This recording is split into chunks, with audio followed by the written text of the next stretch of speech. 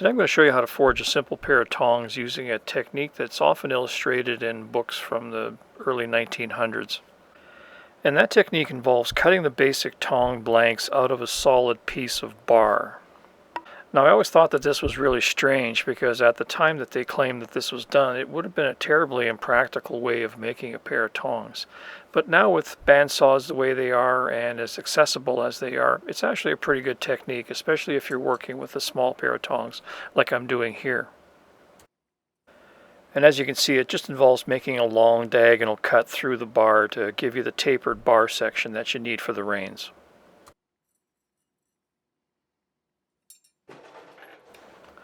Once the tong blanks are cut out, I use a pretty conventional approach to forging the actual tongs.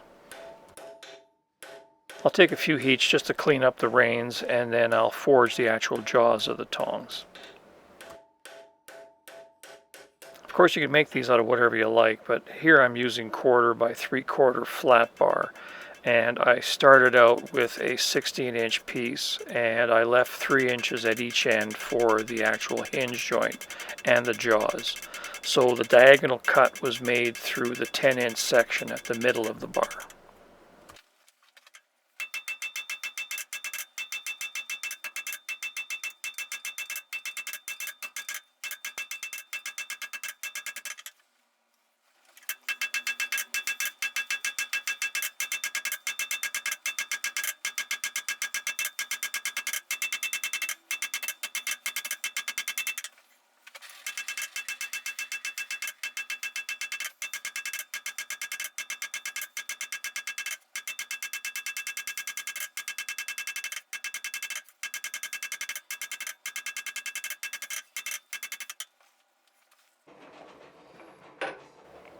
Here I'm figuring out the location for the offset for the jaws. I'm just marking it slightly, see if the proportion is right. I'm looking for roughly a square section for the hinge joint. Once I'm satisfied that I have that, I'll go ahead and rough out the jaws.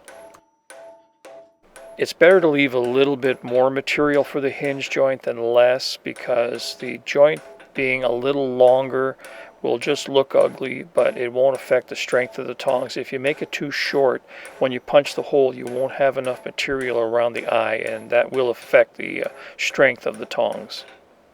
And that'll also look ugly, so I guess you can't really get away from it looking ugly unless you get it 100% right. So if you're having trouble with this, just use a pair of dividers. There's nothing wrong with that.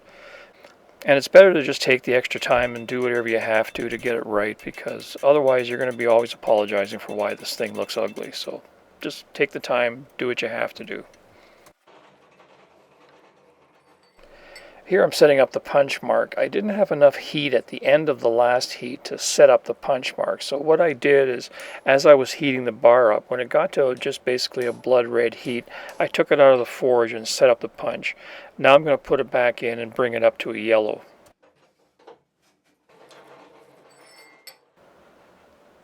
So here I am about 30 seconds later. Because I already set up the punch mark, I can just go right to punching the hole, and that makes a very nice, clean, and simple job of it.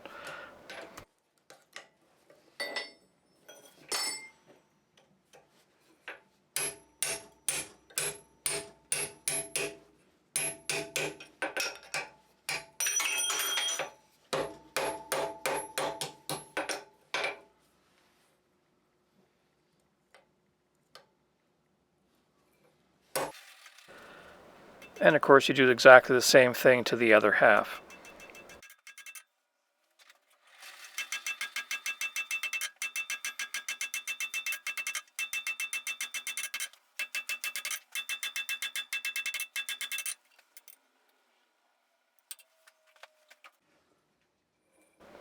Here I'm just using a piece of 3/8 round bar for the rivet, and I'm going to be riveting the two pieces together hot the same way I do all my other tongs. And I always use a light hammer when I'm riveting. If you use a hammer that's too heavy, the rivet will have a tendency to bend rather than upset cleanly. So the key is to use a lot of light hammer blows and just work systematically around the whole rivet.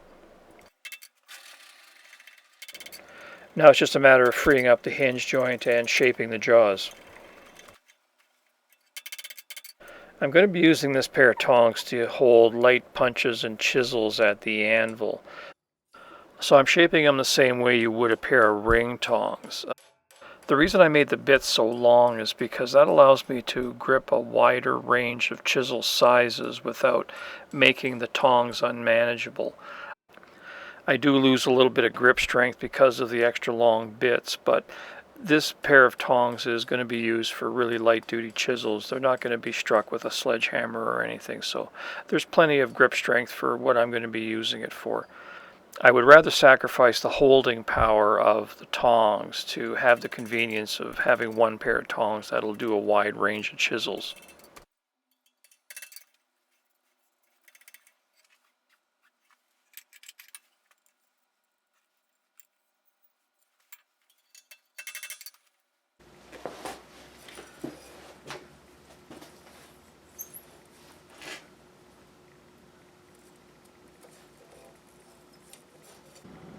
Hi, I'm Dennis and thanks for watching. If you like this video, by all means give it a thumbs up. If you want to support this channel, you have a couple of options to do that. The first thing, of course, is to just subscribe. Second, if you have ideas or photographs of things you'd like to see on this channel, send them along. I'll turn them into a video.